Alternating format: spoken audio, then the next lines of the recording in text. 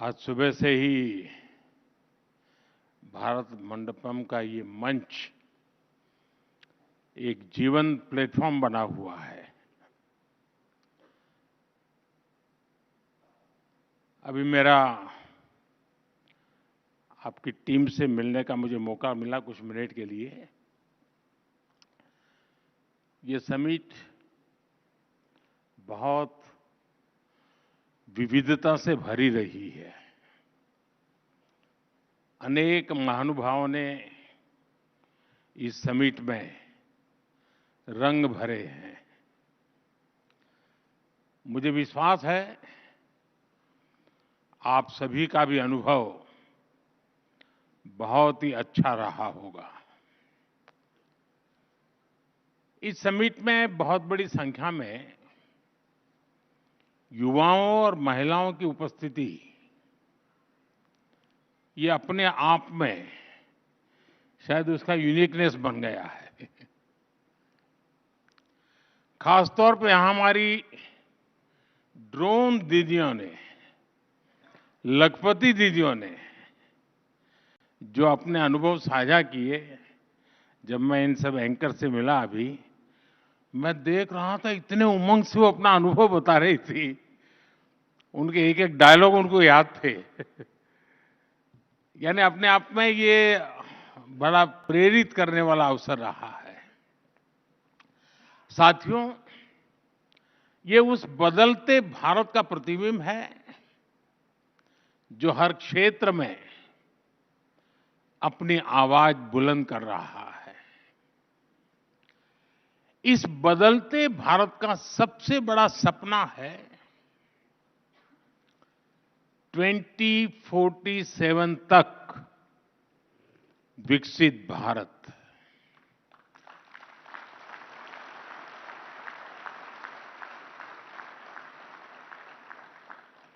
देश के पास सामर्थ्य है, देश के पास संसाधन है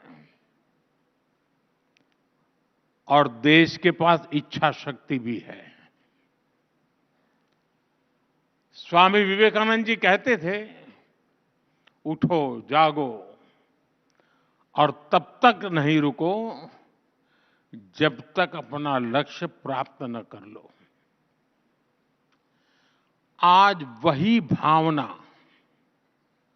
मैं हर देशवासी में देख रहा हूं। विकसित भारत के लक्ष्य की प्राप्ति में ऐसे मंथन, ऐसी चर्चाएं और उसमें भी युवाओं की भागीदारी, इसकी बहुत बड़ी भूमिका है। आपने इतनी शानदार समिट का आयोजन किया और इसके लिए मैं मेरे मित्र अतिदेव सरकार जी को, मेरा पुराना साथी रजनीश को और एबीपी नेटवर्क की पूरी टीम को बहुत बधाई देता हूं।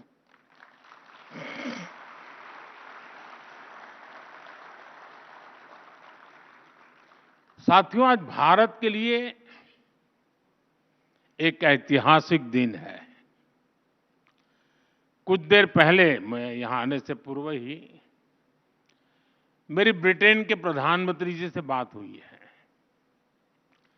और मुझे ये बताते हुए खुशी है कि India UK free trade agreement अब फाइनल हो चुका है।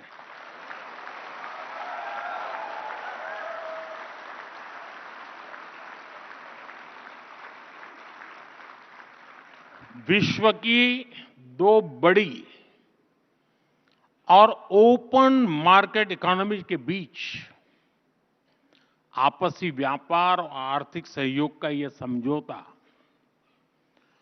दोनों देशों के विकास में नया अध्याय जोड़ेगा। यह हमारे युवाओं के लिए बहुत बड़ी खुशखबरी है। इससे भारत में इकोनॉमिक एक्टिविटी को बूस्ट मिलेगा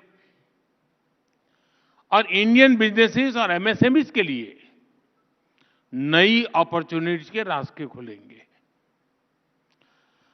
आपको पता है कुछ ही समय पूर्व हमने यूएई, ऑस्ट्रेलिया, मॉरिशस इनके साथ भी ट्रेड एग्रीमेंट साइन किए हैं।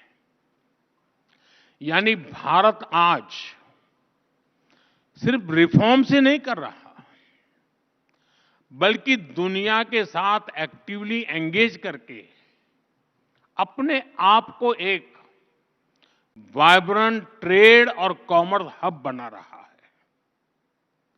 साथियों, बड़े निर्णय लेने के लिए, अपने लक्ष्यों की प्राप्ति के लिए जरूरी है कि देश का हित सर्वोपरि रखा जाए।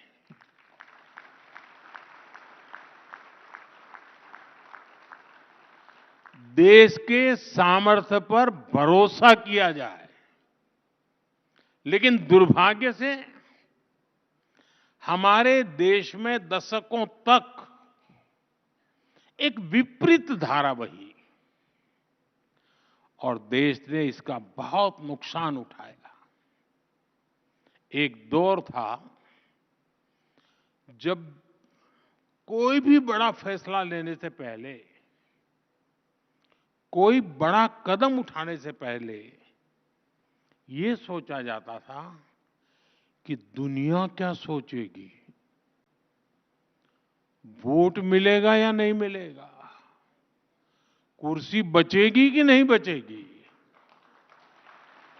कहीं वोट बैंक छिटकेगा तो नहीं। भांति भांति के स्वार्थों के कारण बड़े फैसले, बड़े रिफॉर्म्स टलते ही जा रहे थे। साथियों, कोई भी देश ऐसे आगे नहीं बढ़ सकता है। देश तो तब आगे बढ़ता है जब फैसलों की एकमात्र कसौटी हो नेशन फर्स्ट, राष्ट्र प्रथम। बीते एक दशक में भारत इसी नीति को लेकर चला है और आज हम इसके परिणाम भी देख रहे हैं। साथियों, पिछले 10-11 साल में हमारी सरकार ने एक के बाद एक ऐसे निर्णय लिए हैं जो दशकों से लटके, अटके और भटके हुए थे, जो राजनीतिक इच्छा शक्ति के अभाव में डिब्बों में बंद हो गए थे। अब जैसे एक उदाहरण हमारे बैंकिंग सेक्टर का है। बैंकिंग सेक्टर जो इकोनॉमी की रीढ़ होता है, पहले ऐसी कोई समिट नहीं होती थी जो बैंकों के घाटे पर बात किए बिना पूरी होती हो। और वाकई 2014 से पहले हमारे देश में बैंक पूरी तरह बर्बाद होने के कगार पर थे। अब आज क्या स्थिति है? आज भारत का बैंकिंग सेक्टर दुनिया के सबसे मजबूत सिस्टम में से एक है। हमारे बैंक रिकॉर्ड प्रॉफिट में है और डिपॉजिटर्स को इसका फायदा मिल रहा है। ये इसलिए हुआ क्योंकि हमारी सरकार ने बैंकिंग सेक्टर में लगातार रिफॉर्म्स किए, देश हित में छोटे बैंकों का मर्जर किया, उनका सामर्थ्य बढ़ाया। आपको एयर इंडिया की पुरानी हालत भी याद होगी। एयर इंडिया डूब रही थी। हर वर्ष देश के हजारों करोड़ रुपए डूब रहे थे। लेकिन फिर भी पहले की सरकार फैसला लेने से डरती थी। हमने फैसला लिया और देश को लगातार हो रहे नुकसान से बचाया। क्यों? क्योंकि हमारे लिए देश हित सर्वोपरि है। साथियों, हमारे देश के पूर्व प्रधानमंत्री ने माना था कि अगर सरकार 1 रुपया गरीब को भेजती है तो उसमें से 85 पैसा लूट जाता है। सरकारें बदलती रही, साल बीतते रहे, लेकिन गरीब के हक का पूरा पैसा उसे मिले, इस दिशा में ठोस काम नहीं हुआ। गरीब का पूरा पैसा गरीब को मिले, 1 रुपया दिल्ली से निकले तो 100 के 100 पैसे उसके पास पहुंचने चाहिए। इसके लिए हमने डायरेक्ट बेनिफिट ट्रांसफर की व्यवस्था की। और इससे सरकारी स्कीम्स में लीकेज रुकी, लाभार्थियों तक सीधे बेनिफिट पहुंचा। सरकार की फाइलों में 10 करोड़ ऐसे फर्जी लाभार्थी थे, ये जरा समझना। 10 करोड़ ऐसे फर्जी लाभार्थी थे जिनका कभी जन्म भी नहीं हुआ था और उन्हें पूरे ठाठ से सारी सुविधाएं मिल रही थी। 10 करोड़। पहले वाले यही सिस्टम बनाकर गए थे। हमारी सरकार ने इन 10 करोड़ फर्जी नामों को सिस्टम से हटाया और डीबीटी के माध्यम से सीधा पूरा का पूरा पैसा गरीबों के बैंक खातों में भेजा। इससे 3.5 लाख करोड़ रुपए से ज्यादा, 3.5 लाख करोड़ रुपए से ज्यादा गलत हाथों में जाने से बचा है।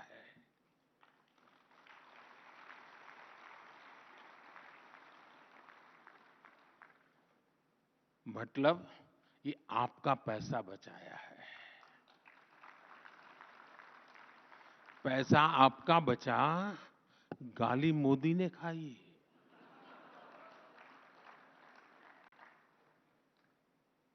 साथियों, आप 1 रैंक 1 पेंशन का मामला ही देखिए। ये अनेक दशकों से लटका हुआ था। पहले ये तर्क देकर इसको ठुकराया जाता था कि इससे सरकारी खजाने पर बोझ पड़ेगा। हमारी सरकार ने देश की रक्षा के लिए जीवन खपाने वालों के हित को सर्वोपरि रखा। आज ओआरओपी से लाखों लाख सैनिक परिवारों का फायदा हो रहा है। अब तक हमारी सरकार ओआरओपी के 1.25 लाख करोड़ रुपए से ज्यादा पूर्व फौजियों को दे चुकी है। साथियों, देश में गरीब परिवारों को भी आरक्षण मिले, इसको लेकर भी दशकों तक सिर्फ बातें हुई। इसको लागू करने का निर्णय हमारी सरकार ने किया। लोकसभा और विधानसभा में महिलाओं को 33% आरक्षण के मामले में क्या क्या होता रहा, ये भी देश ने पूरी तरह देखा है।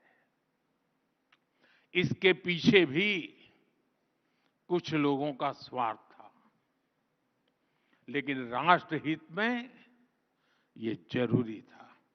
इसलिए हमारी सरकार ने लोकसभा विधानसभा में विमेन रिजर्वेशन का कानून बनाकर नारी शक्ति को सशक्त किया।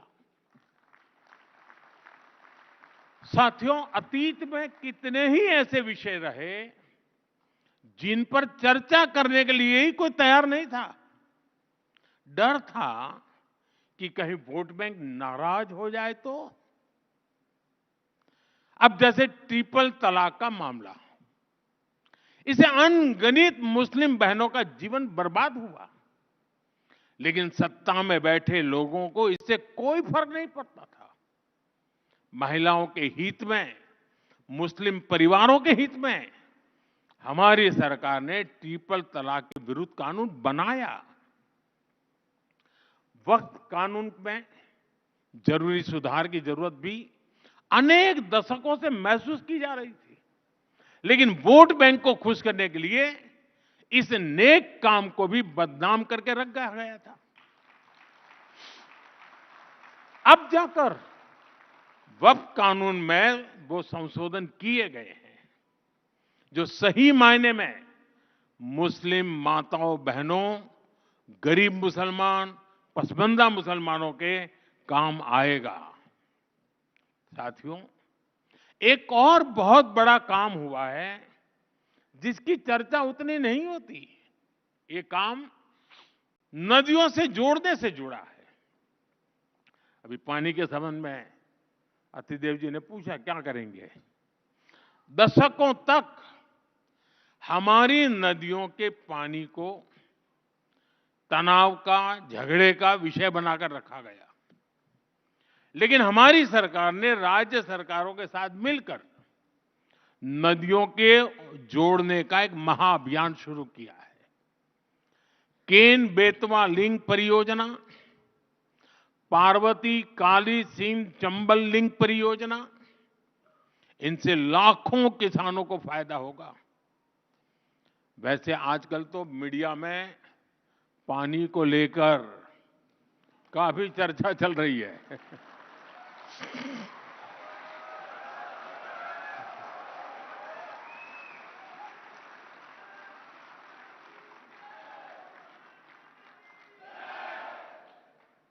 आप बहुत जल्दी समझ जाते हैं।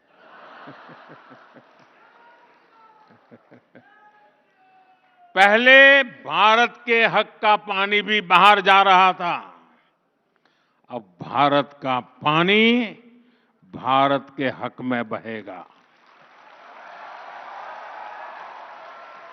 भारत के हक में रुकेगा और भारत के ही काम आएगा।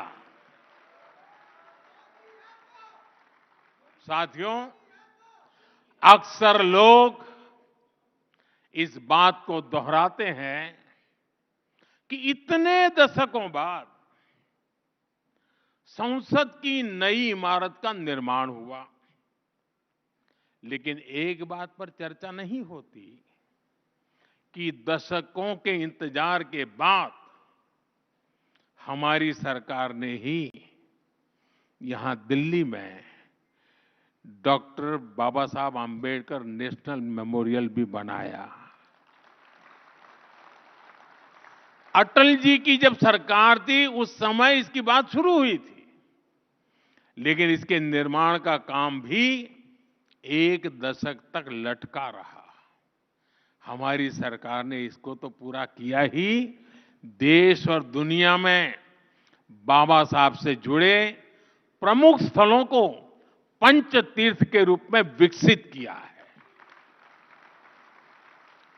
साथियों, 2014 में हमारी सरकार ऐसी परिस्थिति में बनी थी जब सरकारों पर देशवासियों का विश्वास लगभग टूट चुका था।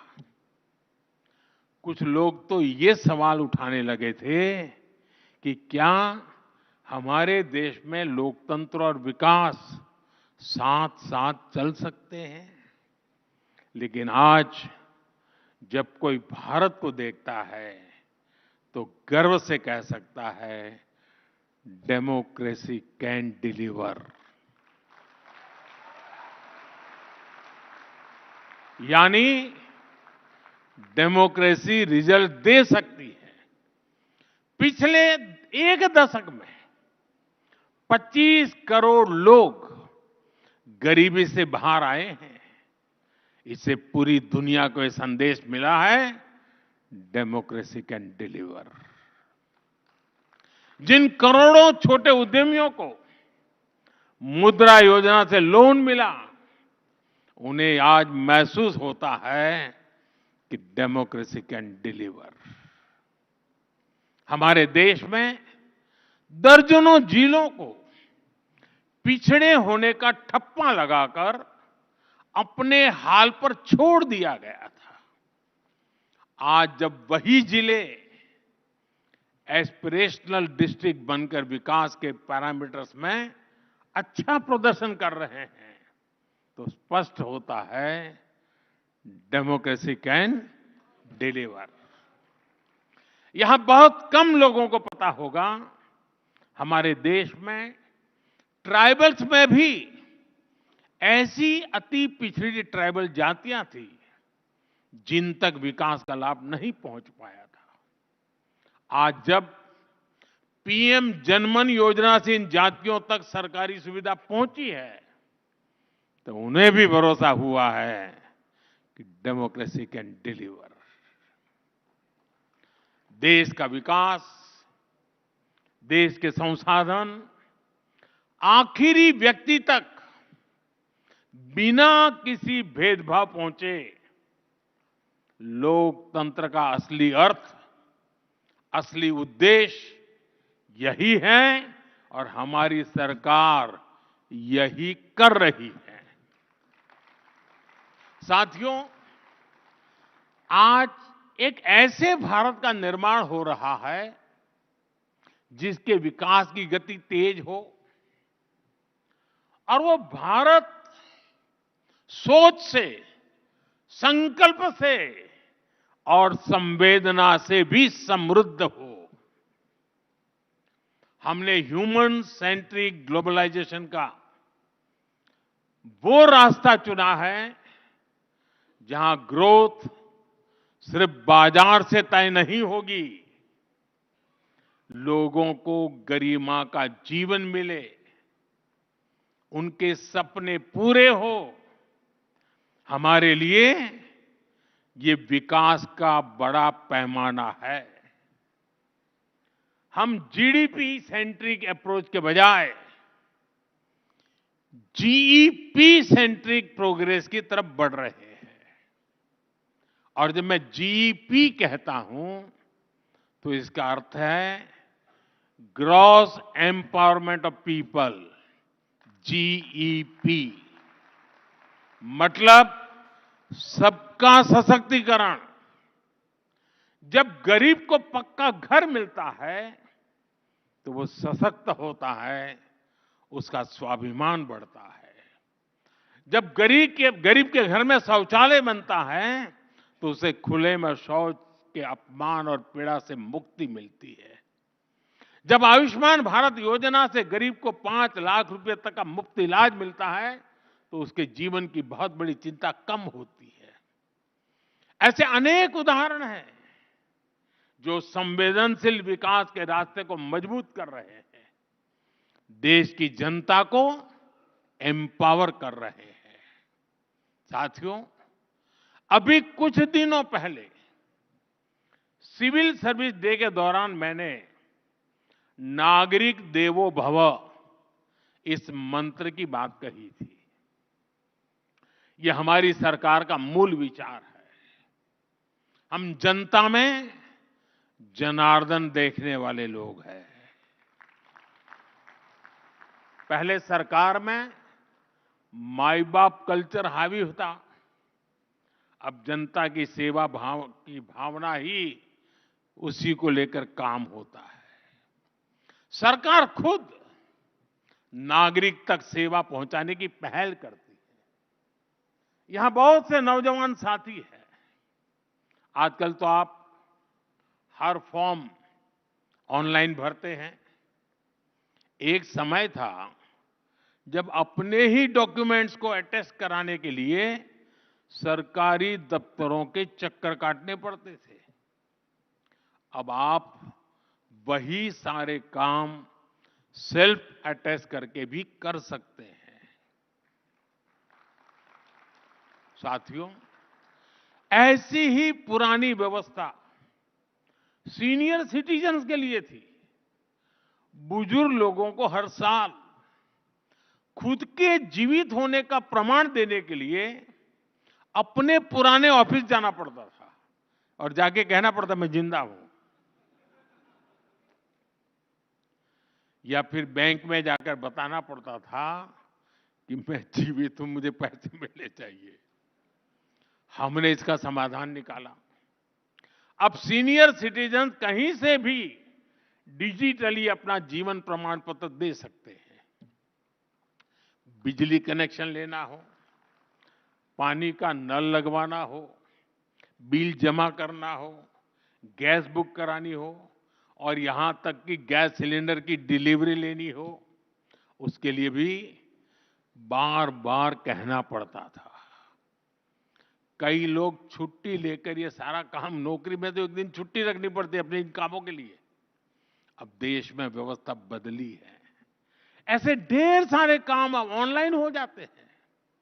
हम लगातार ये कोशिश कर रहे हैं कि हर वो इंटरफेस जहां लोगों को सरकार से कोई इंटरेक्शन करना हो, जैसे पासपोर्ट का काम हो, टैक्स रिफंड का काम हो, ऐसे हर काम सिंपल, फास्ट और एफिशिएंट है। यही नागरिक देवो भव, इसका उस मंत्र का उद्देश्य है। और इसी भाव पर चलते हुए हम 2047 के विकसित भारत की नींव को मजबूत कर रहे हैं। साथियों, भारत आज अपनी परंपरा और प्रगति को एक साथ लेकर चल रहा है। विकास भी, विरासत भी, ये हमारा मंत्र है। ट्रेडिशन और टेक्नोलॉजी कैसे एक साथ थ्राइव करती है, ये हम भारत में देख रहे हैं। आज हम डिजिटल ट्रांजैक्शन में दुनिया में टॉप के देशों में हैं और साथ ही हम योग और आयुर्वेद के ट्रेडिशन को भी पूरी दुनिया में ले जा रहे हैं। आज दुनिया भारत में निवेश करने के लिए उत्सुक है। बीते एक दशक में रिकॉर्ड एफडीआई भारत में आया है और साथ ही चोरी की गई कलाकृतियां और दूसरा सामान भी रिकॉर्ड संख्या में भारत आ रहा है। आज भारत दुनिया का दूसरा सबसे बड़ा फोन निर्माता है और साथ ही हम मिलेट जैसे सुपर फूड के उत्पादन में भी सबसे आगे हैं।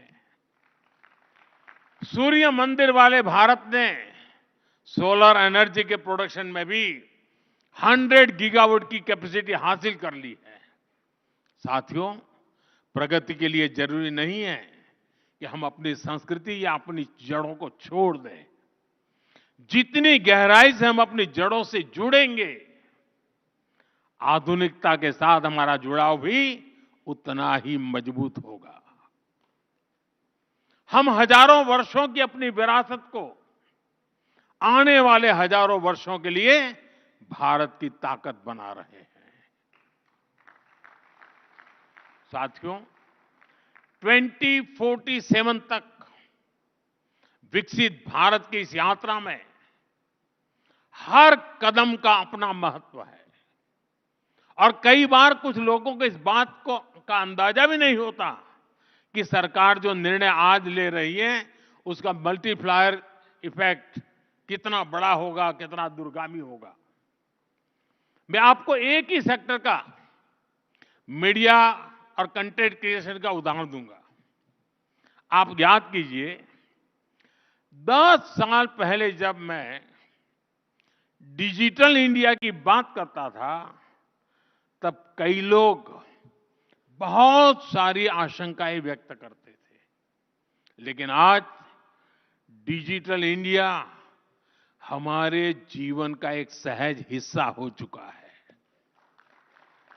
सस्ते डेटा और सस्ते मेड इन इंडिया स्मार्टफोन्स ने एक नई क्रांति को जन्म दिया है। डिजिटल इंडिया से कैसे ईज ऑफ लिविंग बढ़ी है, ये हम सब देख रहे हैं। लेकिन डिजिटल इंडिया ने कैसे कंटेंट और क्रिएटिविटी का एक नया संसार बना दिया है, इसकी चर्चा कम होती है। आज गांव में अच्छा खाना बनाने वाली एक महिला मिलियन सब्सक्राइबर क्लब में है। किसी आदिवासी क्षेत्र का युवा अपनी लोक कला से दुनिया भर के दर्शकों को जोड़ रहा है। कोई स्कूल में पढ़ने वाला नौजवान है जो टेक्नोलॉजी को शानदार तरीके से बता रहा है, समझा रहा है। अभी मुंबई में पहली वेव समिट हुई है। इसमें दुनिया भर के मीडिया, एंटरटेनमेंट और क्रिएटिव इंडस्ट्री से जुड़े हुए लोग शामिल हुए। मुझे भी इसका हिस्सा बनने का मौका मिला था। मुझे कोई बता रहा था कि अकेले YouTube ने ही बीते 3 साल में भारत के कंटेंट क्रिएटर्स को 21,000 करोड़ रुपए का पेमेंट किया है। 21,000 करोड़ रुपीस। यानी आज हमारा फोन सिर्फ कम्युनिकेशन का ही नहीं, क्रिएटिविटी का, कमाई का भी बहुत बड़ा टूल बन गया है। साथियों, 2047 के विकसित भारत के लक्ष्य के साथ एक और अभियान की पार्टनरशिप है, और वो अभियान है आत्मनिर्भर भारत। आत्मनिर्भरता हमारे इकोनॉमिक डीएनए का हिस्सा रही है। फिर भी हमें ये बताया जाता था कि भारत कोई मेकर नहीं, सिर्फ एक मार्केट है। लेकिन अब भारत पर लगाया गया ये टैग हट रहा है। आज भारत दुनिया का एक बड़ा डिफेंस मैन्युफैक्चरर और एक्सपोर्टर बन रहा है। भारत के डिफेंस प्रोडक्ट्स 100 से ज्यादा देशों में एक्सपोर्ट हो रहे हैं। हमारे डिफेंस एक्सपोर्ट की फिगर भी लगातार बढ़ रही है। देश के पास आईएनएस विक्रांत, आईएनएस सूरत, आईएनएस नीलगिरी जैसी अनेक स्वदेशी युद्धपोत है। इन्हें भारत ने अपने सामर्थ्य से बनाया है।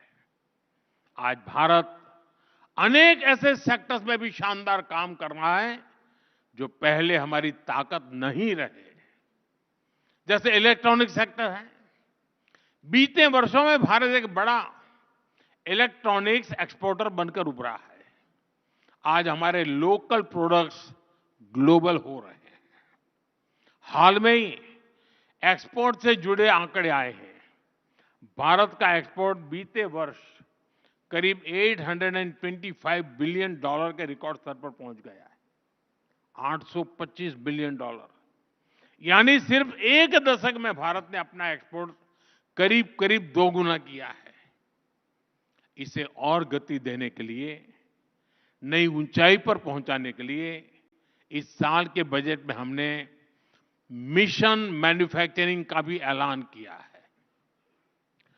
मैन्युफैक्चरिंग की ये ताकत भारत के लोगों की पहचान, क्रिएटर्स, इनोवेटर्स और डिसरप्टर्स के रूप में आज दुनिया में उसकी एक पसंद बना रही है।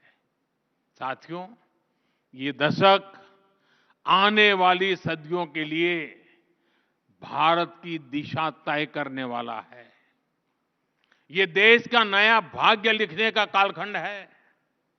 ये स्पिरिट मैं देश के हर नागरिक में देख रहा हूं। देश के हर संस्थान, हर सेक्टर में देख रहा हूं। इस समिट के दौरान भी यहां जो चर्चा हुई है, उसमें भी हमने यही महसूस किया है। मैं एक बार फिर एबीपी नेटवर्क को इस समिट के लिए बहुत बहुत बधाई देता हूं। और मुझे भी,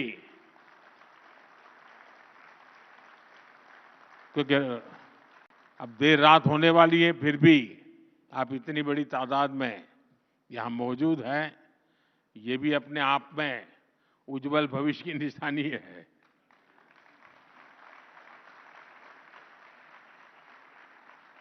और मैं खास तौर पे कहना चाहूँगा, आपने ये जो प्रयोग किया है, और मैं आपका गेस्ट लिस्ट देख रहा था, सारे नौजवान प्रयोगशील लोग हैं। इनके पास नए विचार है, नया साहस है। देश ने जिसने भी सुना होगा, उनको उनका आत्मविश्वास पैदा हुआ होगा, अच्छा हमारे देश में ये ताकत पड़ी है। तो आपने एक बहुत बड़ा काम किया है, अच्छा काम किया है, और इसके लिए आप अभिनंदन के अधिकारी हैं। बहुत बहुत धन्यवाद। नमस्कार।